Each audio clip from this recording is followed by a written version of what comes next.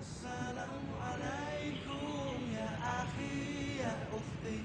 Assalamualaikum ya akhi ya ukhti.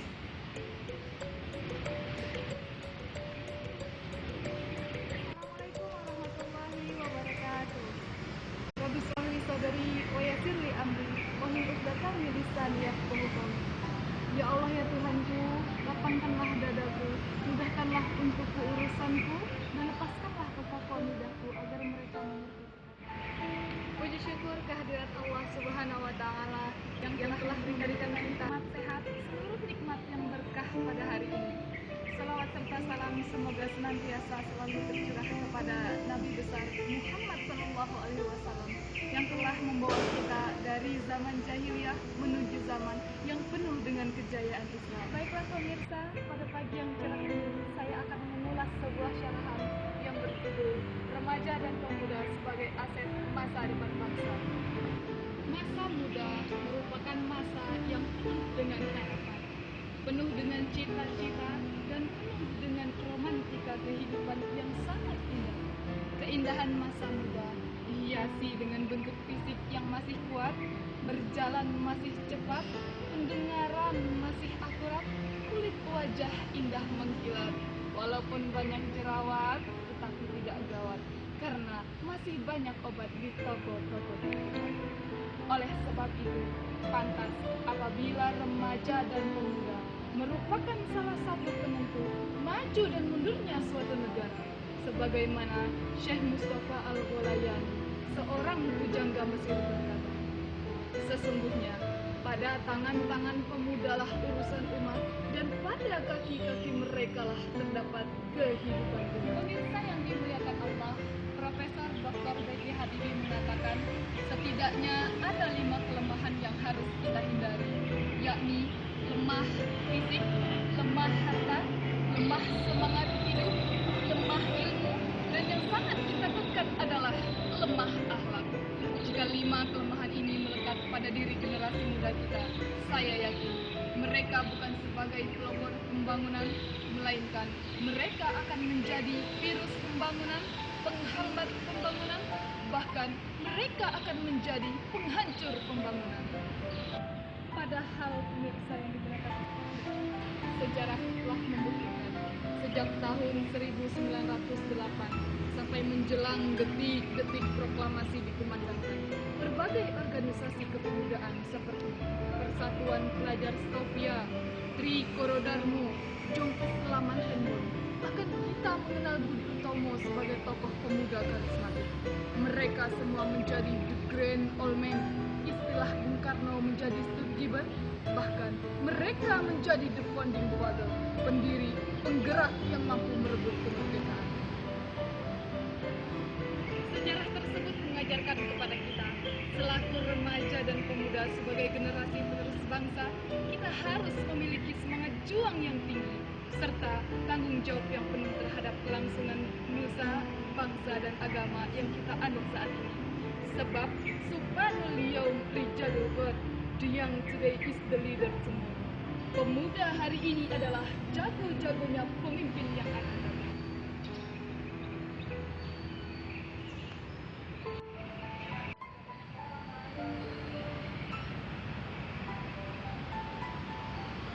Oleh sebab itu pemirsa, Islam tidak mengenal istilah pemuda mejeng, pemuda negeri, tetapi yang diinginkan oleh Islam adalah pemuda-pemuda yang produktif, progresif, dan agresif. Dengan demikian pemirsa dapat kita pahami, apabila kita giat bekerja, rajin berusaha, dan gemar beramal, insya Allah masa depan yang cerah menjanjikan. Tetapi apabila kita enggan berusaha dan tidak mau beramal, maka masa depan yang suram dan mengenaskan. Sebab insan yang pemalas tidak akan merasakan manisnya madu, melainkan akan tenggelam dalam pahit. No again without pain. Tiada kebahagiaan tanpa lemah derita. Tiada perjuangan tanpa pengorbanan.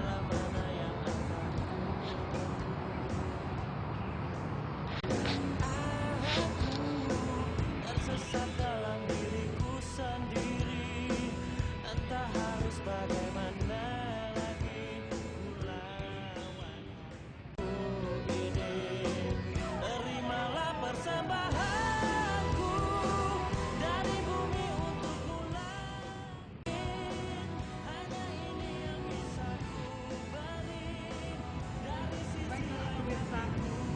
sebagai contoh remaja dan pemuda, sebagai generasi masa depan bangsa, mari kita renungkan Quran surah Al-Kahfi ayat 3. Allah Subhanahu wa taala.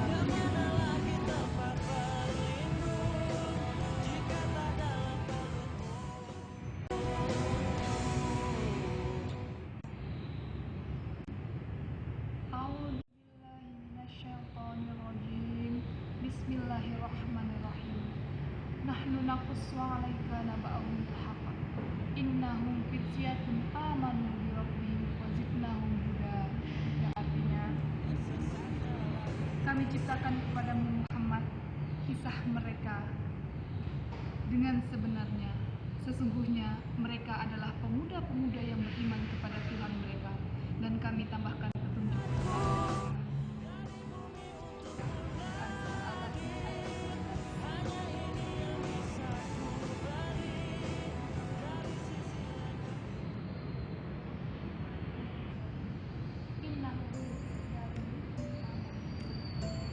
Ayat ini merupakan khobariyah ilahiyah, ayat Al-Quran yang diturunkan oleh Allah kepada hamba-hambanya yang menceritakan tentang pemuda Ashabul Kahfi. Tentunya Ashabul Kahfi dapat menjadikan contoh bagi para generasi muda penerus bangsa. Mereka adalah pemuda-pemuda yang gagah, yang pandai mempertahankan akidah, pemuda-pemuda idaman yang pintar membela keyakinan. Mereka lebih baik mati berkalang tanah daripada mati bercermin bangkai.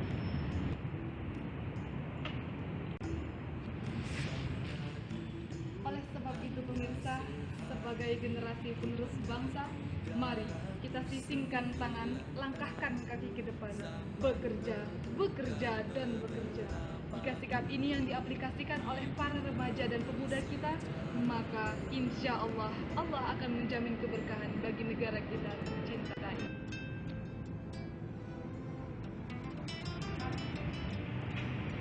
Sebagai generasi penerus bangsa pemirsa, setidaknya ada 5 olah yang harus kita kerjakan. Yang pertama adalah olah rasa agar iman melekat. Yang kedua adalah olah rasio agar ilmu meningkat. Yang ketiga adalah olahraga agar badan sehat, adalah olah usaha agar ekonomi kuat. Yang kelima adalah olah kinerja agar produktivitas meningkat. Jika 5 olah ini yang diaplikasikan oleh para remaja dan pemuda sebagai generasi penerus bangsa, maka mereka akan mampu melanjutkan estafet perjuangan bangsa.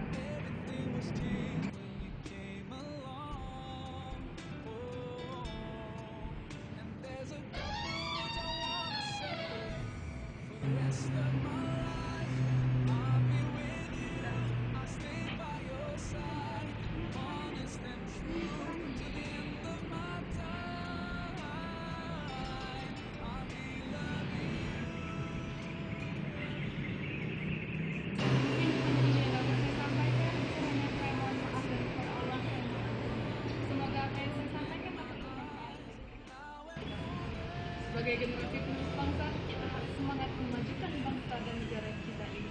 Syukran ala itimamikum. Wassalamualaikum warahmatullahi wabarakatuh.